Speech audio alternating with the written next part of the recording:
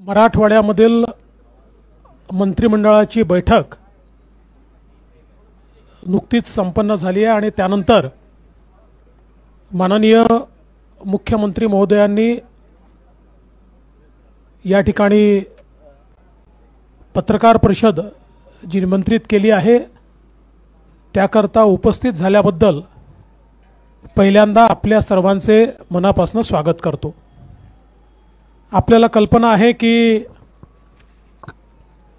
बऱ्याच वर्षांनी मंत्रिमंडळाची बैठक ही मराठवाड्यामध्ये होते आणि निश्चितच एक उत्कंठा लोकांच्या मनामध्ये देखील निर्णयांच्या संदर्भात आहे। माननीय मुख्यमंत्री महोदय निर्णयांची घोषणा या ठिकाणी करणारच आहेत। मुळातच ही बैठक होत असताना विरोधी पक्षातल्या काही लोकांनी बैठक होऊच नये असा देखील प्रयत्न केला। या बैठकीतनं काय मिळणार असाही प्रयत्न केला। जे स्वतः काहीही करत नाहीत असे लोक केवळ बोट दाखवण्याचं आणि नाव ठेवण्याचं काम करतात। खरं म्हणजे ज्यांनी मागच्या मंत्रिमंडळ बैठकीत काय झालं असा प्रश्न विचारला त्यांना माझा प्रतिप्रश्न आहे की तुम्ही 2.5 वर्षात त्या संदर्भात काही केलं का? पण मला हे सांगताना अतिशय समाधान वाटतंय की 4 ऑक्टोबर 2016ला जी मंत्रिमंडळ बैठक झाली होती त्या बैठकीमध्ये एकूण 31 निर्णय घेण्यात आले होते आणि 22 विषय अवगत करण्यात आले होते आणि काही विषयांवर निर्देश झाले होते। या 31 विषयांचा आढावा हा 2017 साली आपण जेव्हा घेतला त्यावेळी 10 विषयांवरची कारवाई पूर्ण झाली होती, 15 विषयांवर कारवाई टप्प्यात होती आणि 6 विषयांवरची कारवाई अपूर्ण होती। आज 2023चा जर आपण विचार केला तर या 31 विषयांपैकी 23 विषय हे पूर्ण झालेले आहेत, 7 विषय हे प्रगतीपथावर आहेत आणि 1 विषय हा माननीय उद्धवजींच्या काळात व्यपगत झालेला आहे। विशेषतः या संदर्भात सांगायचं झालं तर निम्न दुधना प्रकल्पाला 2342 कोटीची सुप्रमा दिली होती, त्याच्यावर आता 2542 कोटी रुपये खर्च करण्यात आलेले आहेत आणि 16,964 हेक्टर सिंचन क्षमता तयार झालेली आहे। 434 हेक्टरचं भूसंपादन पूर्ण करण्यात आलेलं आहे आणि लाभ क्षेत्रामध्ये 30,000 हेक्टरपैकी 23,000 हेक्टरचं काम पूर्ण करण्यात आलेलं आहे। 4 उपसा सिंचन योजना देखील सुरू करण्यात आलेल्या आहेत आणि त्याला आता 4थी सुप्रमा आज मुख्यमंत्री महोदय आता त्या संदर्भातली घोषणा करतील। नांदूर मध्यमेश्वर प्रकल्प 2,342 कोटी रुपयाची आपण सुप्रमा दिली होती आणि त्याच्यामध्ये 2,164 कोटी रुपये आपण खर्च केलेले आहेत आणि भाम धरणाचा 75 दलघमी आणि वाकी धरणाचा 75 दलघमी असा 151 दलघमी पाणीसाठा निर्माण केला आहे आणि ज्यातनं 20,500 हेक्टरची सिंचन क्षमता ही ऑलरेडी निर्मित झालेली आहे। बरीच मोठी त्या संदर्भातली माहिती आहे, सगळी देऊन आपला वेळ घेत नाही। त्यानंतर छत्रपती संभाजीनगर येथे जलसंधारण आयुक्तालयाची स्थापना करण्याचा निर्णय झाला।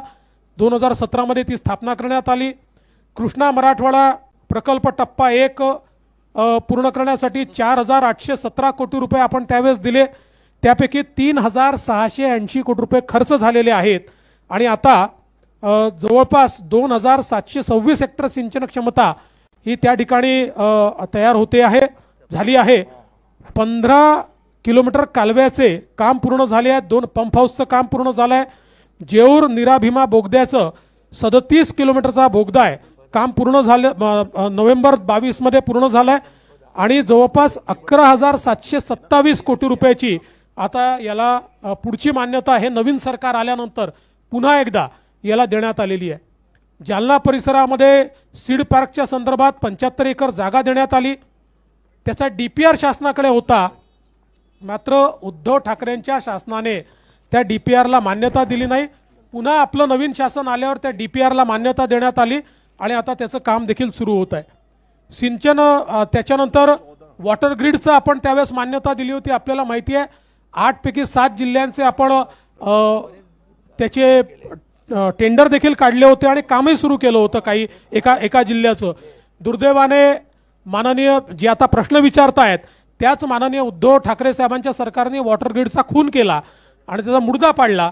त्याच्यामुळे आता त्याच्या संदर्भात ते कशाच्या आधारावर प्रश्न विचारतात हे मला माहिती नाही. पण आता आमच्या सरकारने हर घर जलच्या माध्यमातून जे मोदी साहेबांनी पैसे दिले आहेत त्यातनं योजना तर केलीच आहे, पण आता त्याला ॲडिशनल म्हणून आपण केंद्र सरकारला आता वॉटर ग्रीडलाही केंद्र सरकारने मदत करावी असा प्रस्ताव हा ऑलरेडी आपण त्या ठिकाणी पाठवलेला आहे.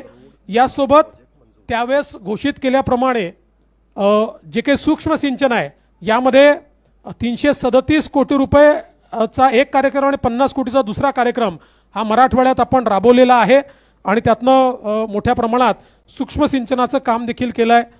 काही छोटे छोटे विषयात मी सगळे विषय सांगत नाही. गाई म्हशींचं वाटप असेल, रेशीम कोशाच्या खुल्या बाजारपेठेत रेशीम लागवड त्याला देखील आपण चालना दिली. रसायन तंत्रज्ञान संस्थेसाठी 200 एकर जमीन ती देखील आपण 2017 मध्ये दिली. त्यानंतर दुधाळाला लिगो प्रकल्पासाठी परत जमीन द्यायची होती ती पण आपण त्या कॅबिनेट नंतर त्या ठिकाणी दिली. भूसंपादनाची कारवाई पूर्ण करण्याकरता मराठवाड्यामध्ये उपायुक्त एक पद द्यावं ते देखील आपण त्या ठिकाणी दिलं. त्यानंतर महाराजा सयाजीराव गायकवाड यांच्या साहित्याचे प्रकाशन त्याही संदर्भात ते प्रकाशन करून त्याचे खंड देखील उपलब्ध करून दिले. डॉक्टर बाबासाहेब आंबेडकर मराठवाडा विद्यापीठाअंतर्गत लोकनेते गोपीनाथराव मुंडे राष्ट्रीय ग्रामविकास संस्थेची आपण घोषणा केली होती, ती संस्था सुरू झाली. त्याचं काम 2018-19 पासून 4 अभ्यासक्रम त्या ठिकाणी सुरू झालेले आहेत. वृक्ष लागवड या संदर्भात काही निर्णय घेतले होते. मराठवाड्यात इको बटालियन तयार करण्यासंदर्भात निर्णय घेतला होता, ती इको बटालियन देखील तयार झालेली आहे. सुमतीबाई सुकळीकर उद्योगिनी सक्षमीकरण योजना, बचत गटांना सवलतीच्या दराने व्याज कर्ज ही देखील योजना सुरू झालेली आहे. छत्रपती संभाजीनगर विभागात 4 कौटुंबिक न्यायालय हे देखील आपण मान्यतेकरता हायकोर्टला दिलेला आहे. जागतिक वारसा शहराच्या संदर्भात 2017लाच आपण ठराव केलेला आहे. मत्स्यबीज तुटवडा सर्वंकष तोडग्यासाठी आपण 16-17ला त्याच्यावरचं काम आपण केलेलं आणि 847 मत्स्यजिरे निर्मिती करण्याच्या संदर्भातलं आपण काम त्या ठिकाणी केलं आहे. जात पडताळणी करता मराठवाड्यामध्ये 21 उपअधीक्षकांची पदं निर्माण करण्याचा विषय होता, त्याची कारवाई आपण पूर्ण केली आहे. छत्रपती संभाजीनगरमध्ये कर्करोग रुग्णालयास राज्य कर्करोग संस्थेचा दर्जा आपण देण्याचा घोषणा केली होती, तो दर्जा देखील दिला आहे. 43 कोटी रुपयाचा निधी देखील त्याला केंद्र सरकारने उपलब्ध करून दिलेला आहे. शासकीय वैद्यकीय महाविद्यालय रुग्णालयातील तात्पुरत्या स्वरूपाच्या कार्यरत प्राध्यापकांना दिलासा देण्याचा निर्णय घेतला होता, तीही कारवाई पूर्ण केली आहे. प्रधानमंत्री आवास योजनेच्या अंतर्गत 13,89,142 घरे मंजूर केली होती, त्यापैकी आता 11,80,363 घरे बांधून तयार झालेली आहेत. नगर, बीड, परळी, वैजनाथ रेल्वे मार्ग याकरता 1,010 कोटी रुपयाची पहिली किंमत होती, नंतर ती 4,805 कोटीवर गेली. राज्याने आपला हिस्सा 1,413 कोटी रुपये तो खर्च केलेला आहे. मध्यंतरी उद्धव ठाकरेजींच्या सरकारने आम्ही राज्याचा हिस्सा देणार नाही अशा प्रकारचा निर्णय घेतला होता, त्यामुळे काम थांबलं होतं. परत शिंदे साहेबांचं सरकार आल्यावर आम्ही आमचा हिस्सा दिला आणि 394 कोटी रुपये दिले. आता पुन्हा 250 कोटी रुपये आपण या ठिकाणी बजेटमध्ये दिलेले आहेत आणि 75% भौतिक प्रगती त्याची आपण केलेली आहे. मोजे कोराडी येथे खासगीकरणांतर्गत वाहतूक नगर विकसित करण्याकरता त्या ठिकाणी 24 हेक्टर जमीन ही देखील आपण दिली आहे. DPR साठी फोर्ट्रेस फायनान्शियल सर्व्हिसेस यांची नियुक्ती करण्यात आलेली आहे. मोठ्या प्रमाणात मराठवाड्याच्या भागामध्ये दिली होती. एकतर त्यावेळेस आपण विनंती करून माननीय गडकरी साहेबांनी देखील राष्ट्रीय महामार्गाच्या माध्यमातून हजारो कोटी रुपयाचे रस्ते दिले होते, त्याचा स्वतंत्रपणे कागद मी वितरित करणार आहे. आणि त्यासोबत त्यावेळेस घोषित केल्याप्रमाणे राज्य सरकारने एशियाई बँकेच्या माध्यमातून 1967 कोटी रुपयाची कामं सुरू केली. नाबार्डच्या माध्यमातून 395 कामं घोषित केली होती, त्यातली 136 कामं आतापर्यंत पूर्ण झाली आहेत आणि बाकीची कामं पूर्ण होत आहेत. हायब्रिड एन्युटीच्या 29 पॅकेजची जवळपास 6,351 कोटी रुपयाची कामं ही आता अंतिम टप्प्यामध्ये आहे. राज्य महामार्गामध्ये 7,383 कोटीची कामं आपण त्या बैठकीनंतर केलेली आहेत. जिल्हा व राज्य महामार्गामध्ये 9,386 कोटी रुपयाची कामं आपण केलेली आहेत आणि केंद्रीय मार्गामध्ये 2,000 कोटी रुपयाची कामं ही आपण त्या ठिकाणी केलेली आहेत. त्यासोबत सोलापूर छत्रपती संभाजीनगर राष्ट्रीय महामार्ग ज्याची आपण घोषणा केली होती मार्च 19 मध्येच तो त्यावेळी आपण पूर्ण केलेला आहे. त्यासोबत NHच्या अंतर्गत जवळपास आता त्यावेळेस घोषित केल्याप्रमाणे माननीय गडकरी साहेबांनी 34,338 कोटी रुपयाची कामं ही त्या ठिकाणी मंजूर केली। त्यातली काही कामं पूर्ण झाली आहेत आणि काही कामं प्रगतीपथावर आहे। म्हैसमाळ सुलीभंजन वेरूळ खुलताबाद हा आराखडा आपण त्या ठिकाणी घोषित केल्याप्रमाणे मंजूर केला, त्याला आता या बजेटमध्ये देखील पैसे दिले आहेत। श्री क्षेत्र माहूर विकास आराखडा त्याला देखील आपण 216 कोटी रुपयाच्या आराखड्याला घोषित केल्याप्रमाणे मान्यता जी आहे ती दिलेली आहे। यासोबत माजलगाव बीड आणि कृष्णूर नांदेड येथे टेक्सटाईल पार्कची घोषणा आपण केली होती। माजलगावमध्ये 100 एकर भूखंड आरक्षित करून 12 भूखंड हे टेक्सटाईल आणि 31 भूखंड इतर उद्योगांना वितरित करण्यात आलेले आहेत। आता 57 भूखंड अजून त्या ठिकाणी उपलब्ध आहेत। कृष्णूरमध्ये देखील 495 हेक्टर क्षेत्र आपण आरक्षित केलेलं आहे। DMICच्या संदर्भात आपण घोषणा केली होती, त्यात शेंद्राव बिडकीन 10,000 एकर संपादन झालेलं आहे। शेंद्रा येथील 2,000 एकर व बिडकीन येथील 1024 एकरावर पंचतारांकित पायाभूत सुविधा निर्माण झालेल्या आहेत। आतापर्यंत 205 उद्योग त्या ठिकाणी आलेले आहेत आणि MSME क्षेत्रात ऑरिक सिटी येथे 118 भूखंड वितरित केले आहेत। 5,567 कोटीची गुंतवणूक झाली आहे। 10,000 रोजगार त्या ठिकाणी निर्मित झालेले आहेत। या व्यतिरिक्त अविकसित भागात आपण काही क्लस्टरची घोषणा केली होती। असे 15 कृषी क्लस्टर आपण मंजूर केले आहेत। 5 त्यातले कार्यान्वित देखील झालेले आहेत। 10चे DPR मान्य केलेले आहेत आणि एकूण 106 प्रकल्पांना अंतिम मान्यता ही आपण दिलेली आहे। त्यामुळे त्यासोबत पश्चिम वाहिनीच्या नद्यांद्वारे समुद्रात वाहून जाणारे पाणी गोदावरीच्या खोऱ्यात आणण्याच्या संदर्भात आपण घोषणा केली होती, त्याची कारवाई देखील आपण पुढे केली आहे। त्या संदर्भातली घोषणा देखील माननीय मुख्यमंत्री हे या ठिकाणी करणार आहेत। एकूणच जे लोक हा प्रश्न विचारत होते की अशा प्रकारची तुम्ही बैठक घेतली त्याचं काय झालं, त्याचं संपूर्ण विश्लेषण या ठिकाणी मी दिलेलं आहे आणि जवळपास घोषित केलेल्या सर्व बाबींवर या ठिकाणी अतिशय प्रगती त्या ठिकाणी झालेली आहे। कारवाई अनेक प्रकरणात पूर्ण झालेली आहे। विश्लेषण या ठिकाणी मी दिलेलं आहे आणि जवळपास घोषित केलेल्या सर्व बाबींवर या ठिकाणी अतिशय प्रगती त्या ठिकाणी झालेली आहे। कारवाई अनेक प्रकरणात पूर्ण झालेली आहे आणि म्हणूनच ज्यावेळेस आपण मराठवाड्यामध्ये अशा प्रकारची बैठक घेतो त्यास अपेक्षा हीच असते की मराठवाड्यातल्या विषयांना प्राधान्य मिळालं पाहिजे। तसं प्राधान्य मिळालेलं आहे। आजही या बैठकीमध्ये खूप महत्त्वाच्या विषयांवर या ठिकाणी चर्चा झालेली आहे। माननीय मुख्यमंत्री हे त्या संदर्भातल्या घोषणा आजच्या बैठकीत काय झालं या संदर्भातल्या घोषणा निश्चितपणे करतील। माननीय मुख्यमंत्री महोदय।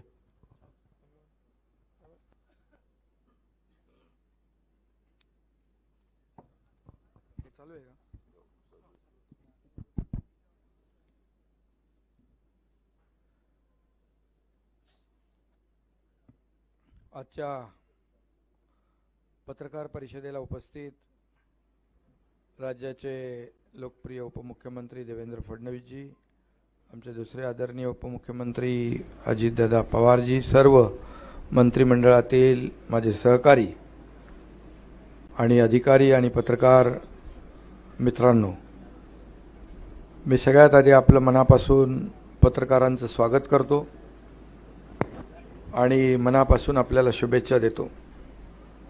आजची कॅबिनेटची बैठक मराठवाड्यामध्ये संभाजीनगरला झाली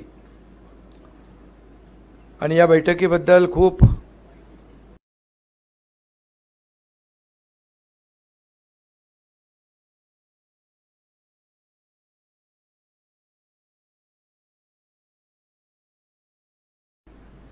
या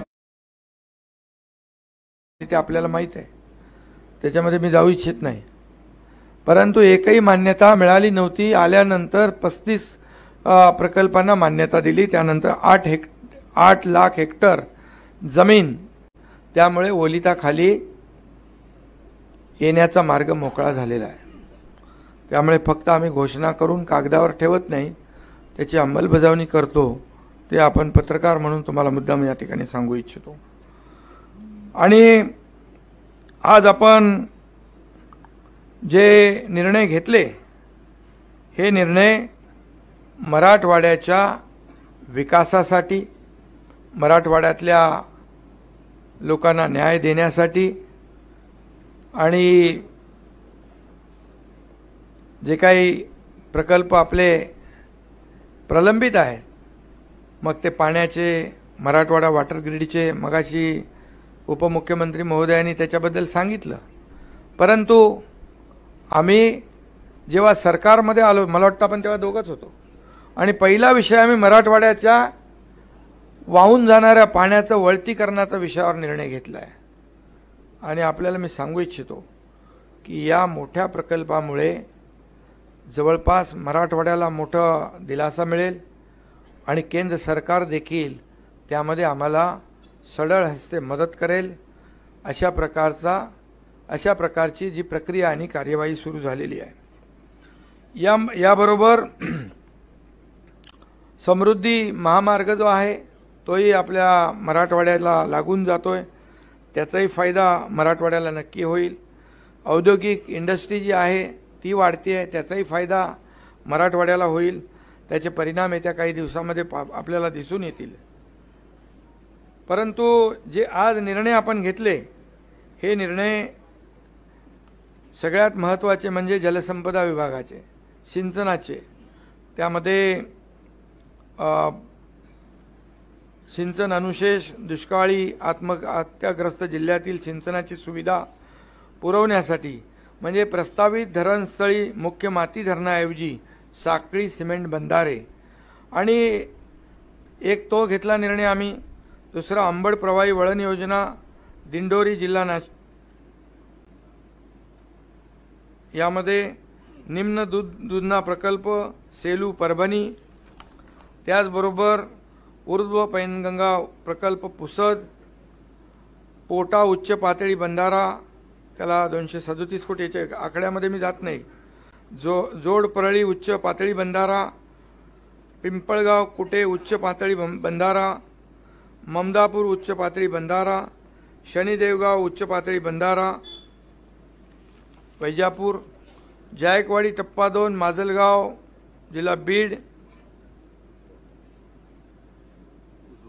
उजवा कालव्यासाठी त्याच्यावर निर्णय आपला झाला. बाबळी मध्य प्रकल्प धर्माबाद याच्यावर आपला आज निर्णय झाला. वाकोद मध्यम प्रकल्प फुलंब्री यावर देखील आपला निर्णय झाला. वणकेश्वर उच्च पातळी बंधारा तालुका किनवट याचा देखील आपण निर्णय घेतला. असा एकूण 14,000 कोटी रुपयाचा यावर सिंचन प्रकल्पांवर आपण खर्च करण्याचा निर्णय आजच्या कॅबिनेटमध्ये बैठकीमध्ये घेतला. त्याचबरोबर पश्चिम वाहिनी नद्याद्वारे समुद्रात वाहून जाणारं पाणी गोदावरी खोऱ्यामध्ये वळविण्याबाबत जे मगाशी मी म्हटलं, त्यामध्ये देखील दमनगंगा वैतरणा गोदावरी प्रमुख उपसा वळण योजना, दमनगंगा एकदरे गोदावरी आणि पार गोदावरी याच्या डिटेलमध्ये मी जात नाही, परंतु यावर देखील जवळपास 13,000 कोटी रुपयाचा खर्च अपेक्षित आहे. आणि म्हणून जवळपास हे 13,000 कोटी आणि ते 14,000 कोटी अशा प्रकारचे सिंचनावर आपण निधीची तरतूद या ठिकाणी आजच्या कॅबिनेटमध्ये केलेली आहे.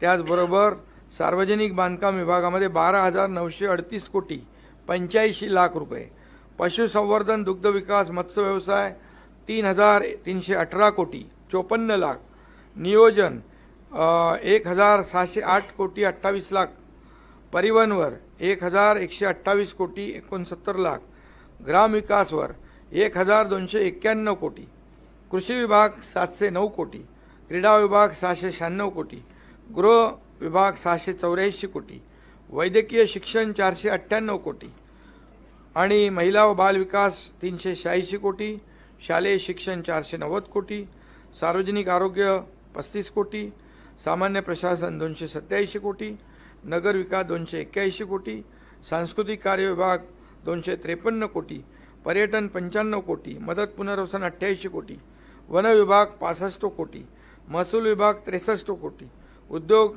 विभाग 38 कोटी, वस्त्रोद्योग 25 कोटी, कौशल्य विकास 10 कोटी, विधी व न्याय 3 कोटी 85 लाख. याचे सगळे डिटेल माझ्याकडे तुम्हाला लागले तर देतो मी. आणि हे सगळं करत असताना यामध्ये आणखी काही निर्णय आम्ही या ठिकाणी घेतलेले आहेत. एकागत मगाचे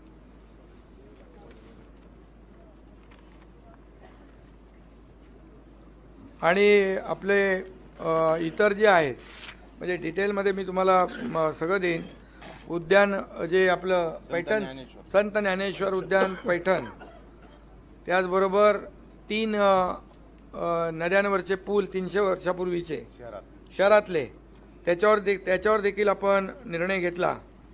आणि त्याचबरोबर सिल्लोड येथे दिवाणी न्यायालय वैद्यकीय शिक्षण औषधी द्रव्य विभागाच्या अखत्यारीतलं जे शासकीय वैद्यकीय महाविद्यालय रुग्णालय त्याला देखील जागा उपलब्ध करून देणे.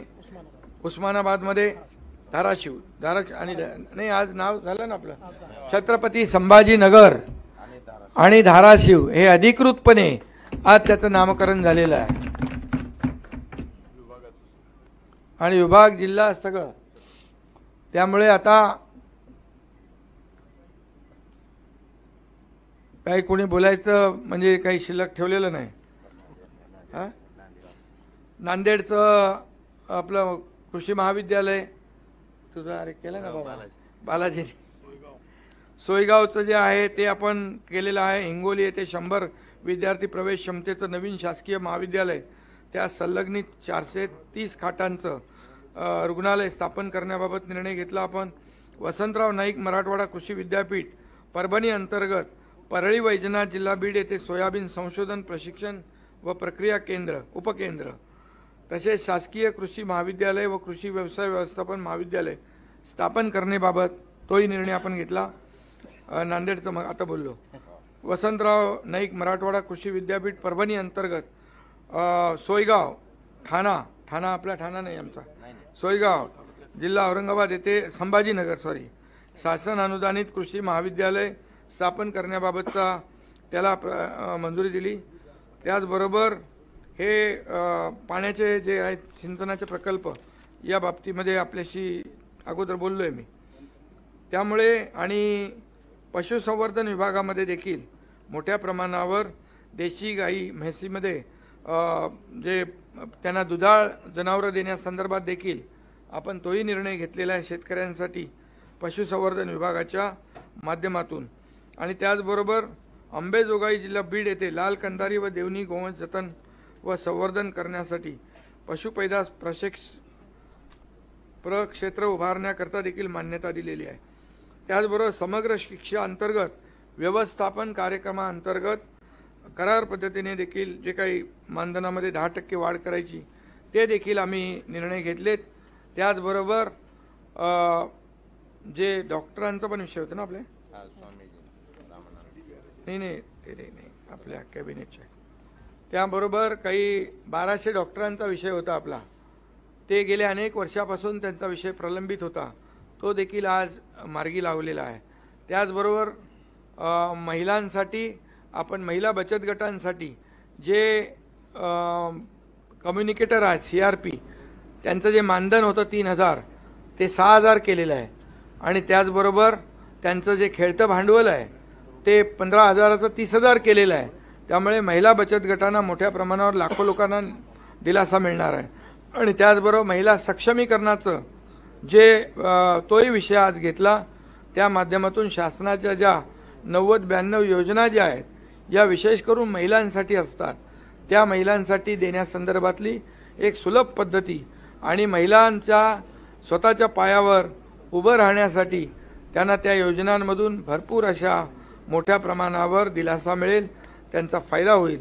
अशा प्रकारचे अनेक निर्णय सर्वसमावेशक असे शेतकऱ्यांसाठी, कष्टकऱ्यांसाठी, कामगारांसाठी देखील आपण निर्णय घेतला आहे आणि महिला भगिनींसाठी देखील आपण निर्णय घेतोय. आणि त्याचबरोबर पावसाने देखील थोडी ओढ घेतलेली आहे. पाऊस मध्ये मध्ये पडतो आहे, परंतु असं असलं तरी सुद्धा ज्या ठिकाणी शेतकऱ्यांचं नुकसान झालेलं आहे, नुकसान होतं आहे, त्या ठिकाणी सरकारने जे आता 1 रुपयात पीक विमा काढलेली आहे, सर्व पैसे सरकार भरती आहे आणि त्यामध्ये कुठलाही शेतकरी आपल्या नुकसान भरपाईपासून वंचित राहणार नाही. पूर्णपणे शेतकऱ्याच्या पाठीशी हे सरकार खंबीरपणे उभं राहील अशा प्रकारचा निर्णय आज झालेला आहे. हा एकूण एकूण आपले 45,000 कोटी रुपयांचा आज निर्णय झालेला आहे. 45 पेक्षा जास्तीच आहे.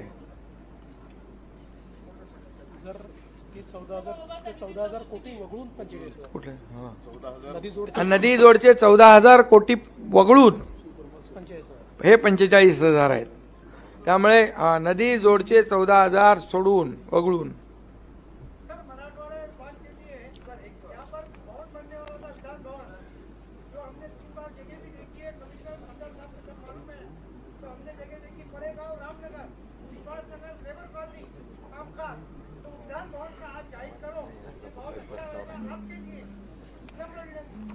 अरे आज पहला मीटिंग तो हुआ है, अभी बाद में देखते हैं ना. चलो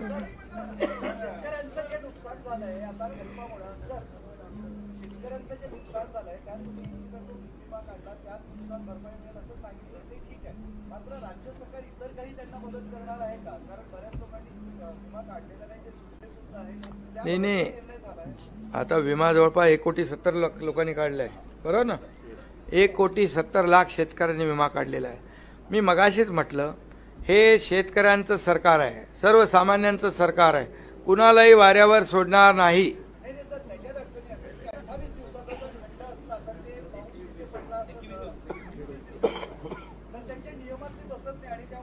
त्याच्यावर पण चर्चा झालेली आहे आपली.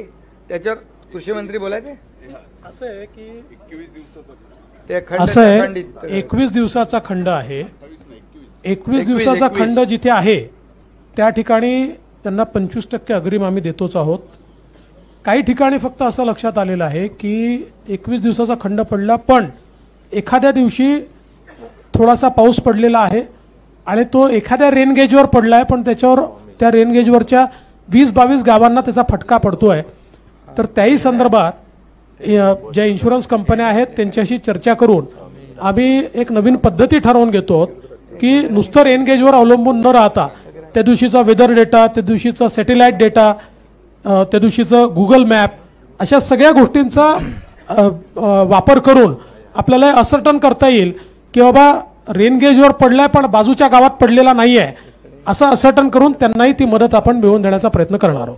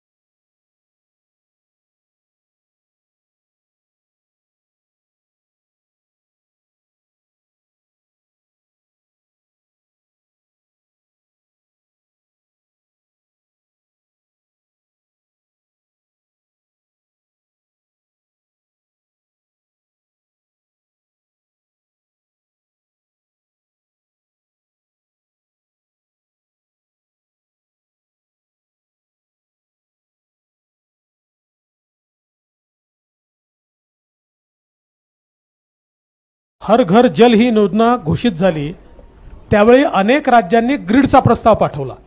दुर्दैवाने महाराष्ट्रातनं ग्रीडचा प्रस्ताव काही गेला नाही. आपण मराठवाडा वॉटर ग्रीडचं कामही त्यावेळेस बंद केलं आणि इथनं मुख्यमंत्र्यांनी केंद्राला प्रस्ताव पाठवायला पाहिजे होता, तो काही पाठवला नाही आणि त्यामुळे ते पैसे आपल्याला काही केंद्रातनं मिळाले नाही. जे मिळाले असते आपल्याला 25,000 कोटी दिले, अजून 10-15,000 कोटी रुपये केंद्राने दिले, सगळ्या राज्यांनी मागितले तेवढे केंद्र सरकारने दिले. नंतर हे सरकार आल्यावर आम्ही पुन्हा केंद्राशी चर्चा केली. त्यावेळेस त्यांनी आम्हाला सांगितलं की तुम्ही त्यावेळेस प्रस्ताव का नाही पाठवला. आम्ही सांगितलं की ठीक आहे, त्यावेळेस प्रस्ताव पाठवला, कदाचित सरकारची चूक झाली असेल, सरकारने पाठवायला पाहिजे होता, पण आता आम्ही अशा प्रकारचा प्रस्ताव आपल्याला पाठवतोय. काही मदत आपण करा, काही आमच्या निधीतनं आम्ही देऊ. मुख्यमंत्री स्वतः केंद्रीय जलमंत्र्यांशी बोलले, मी स्वतः भेटून आलो केंद्रीय जलमंत्र्यांना आणि आमचा प्रयत्न आहे की आता नव्याने प्रस्ताव, कारण मग त्या प्रस्तावात अपडेशन करायचं होतं, अपडेशन करून पुन्हा प्रस्ताव आम्ही केंद्र सरकारकडे पाठवलेला आहे आणि त्यांना विनंती केली आहे की जरी हर घर जल ही योजना आता संपत आली असली तरी शेवटच्या टप्प्यामध्ये किमान आम्हाला यातनं आपण मदत करा, त्यांची मदत मिळेल अशी आम्हाला अपेक्षा आहे. आणि सौर ऊर्जा कुंपणासाठी देखील शेतकऱ्यांना आपण तोही निर्णय घेतला. वन्य प्राण्यांच्या पासून शेतीचं जे नुकसान होते ते शेत कुंपणासाठी तोही आपण निर्णय घेतलेला आहे. असे अनेक निर्णय आपण घेतले आहेत.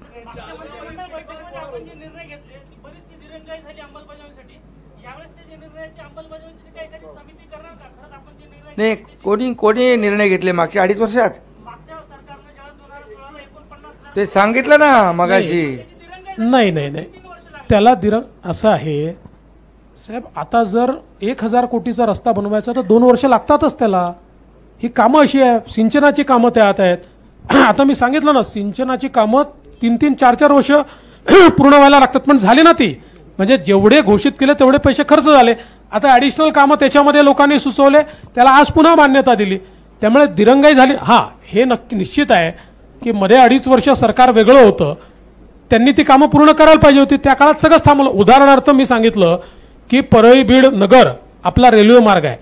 या रेल्वे मार्गाला जे काही राज्य सरकारचा हिस्सा द्यायचा होता त्यावेळेस उद्धवजी ठाकरेंच्या सरकारने निर्णय घेतला की आम्ही राज्य हिस्साच देणार नाही, त्यामुळे काम थांबलं होतं. आता आम्ही पुन्हा आलो, आम्ही पुन्हा राज्य हिस्सा दिला, काम वेगाने सुरू झालं. राज्याचा हिस्साच बंद केला होता. नाही, आपण मला असं वाटतं मी कदाचित निवेदन अतिशय वेगात केलं, त्यामुळे तुम्ही ऐकलं नाही. ऐका, त्या सीड पार्कला आपण जागा दिली होती आणि त्याचा एक आराखडा सरकारकडे सबमिट झाला होता, पण त्याला मागच्या सरकारने मान्यता दिली नाही. नवीन सरकार आल्याबरोबर त्या आराखड्याला आपण मान्यता दिली आहे, म्हणजे जागाही दिली आहे आणि मान्यताही दिली आहे.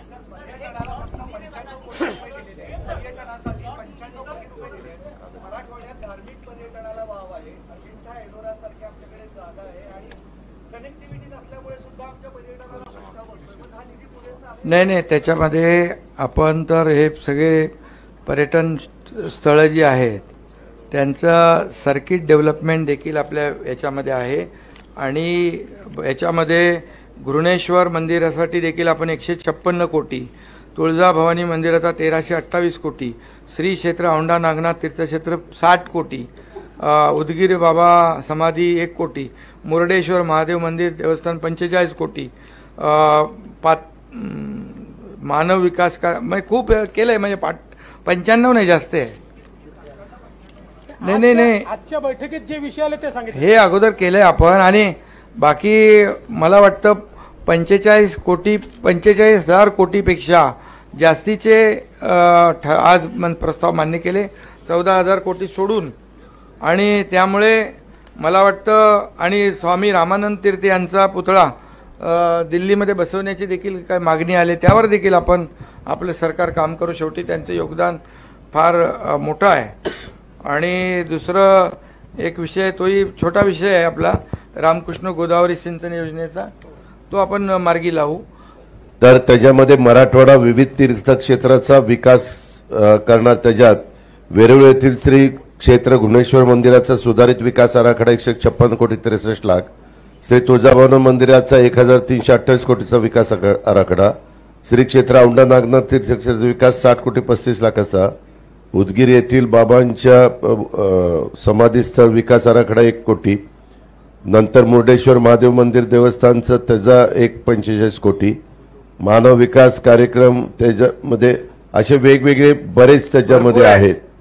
त्यामध्ये परळी तीर्थक्षेत्र त्याचा 286 कोटी, असा वेगवेगळे म्हणजे पर्यटनाच्या दृष्टीने आहेत. उद्या आणखी बातमी देऊ तुम्हाला, उद्या आणखी सगळे पर्यटन आणि याची. हा काय